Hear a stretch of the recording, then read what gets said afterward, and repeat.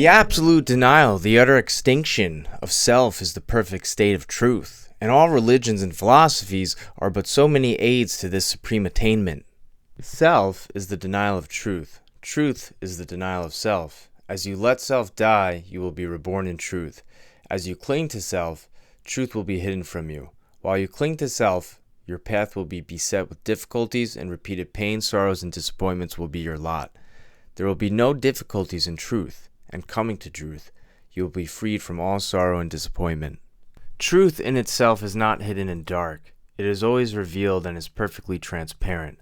But the blind and wayward self cannot perceive it. The light of day is not hidden except to the blind, and the light of truth is not hidden except to those who are blinded by self. Truth is the one reality in the universe, the inward harmony, the perfect justice, the eternal love.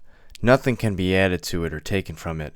It does not depend upon any one person, but all people depend upon it. You cannot perceive the beauty of truth while you are looking out through the eyes of self. If you are vain, you will color everything with your own vanities. If lustful, your heart and mind will be so clouded with the smoke and flames of passion that everything will appear distorted through them. If proud and opinionated, you will see nothing in the whole universe except the magnitude and importance of your own opinions. There is one quality which preeminently distinguishes people of truth from the people of self, and that is humility. Not only to be free from vanity, stubbornness, and egotism, but to regard one's own opinions as of no value. This indeed is true humility. Those who are immersed in self regard their own opinions as truth, and the opinions of others as error. But humble truth lovers, who have learned to distinguish between opinions and truth, regard all people with the eye of charity, and do not seek to defend their opinions, but sacrifice those opinions that they may love the more, that they may manifest the spirit of truth. For truth, in its very nature, is ineffable and can only be lived. Those who have most of charity have most of truth. People engage in heated controversies and foolishly imagine they are defending the truth, when in reality they are merely defending their own petty interests and perishable opinions. Followers of self take up arms against others. Followers of truth take up arms against themselves. Truth, being unchangeable and eternal, is independent of your opinion and of mine. We may enter into it or we may stay outside, but both our defense and our attack are superfluous and are hurled back upon ourselves. Those enslaved by self, passionate, proud, and condemnatory, believe their particular creed or religion to be the truth, and all other religions to be error, and they proselytize with passionate ardor. There is but one religion, the religion of truth. There is but one error, the error of self. Truth is not a formal belief. It is an unselfish, holy, and aspiring heart. Those who have truth are at peace with all and cherish all with thoughts of love.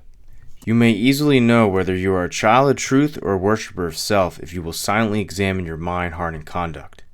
Do you harbor thoughts of suspicion, enmity, envy, lust, pride, or do you strenuously fight against these? If the former, you are chained to self, no matter what religion you may profess. If the latter, you are a candidate for truth, even though outwardly you may profess no religion.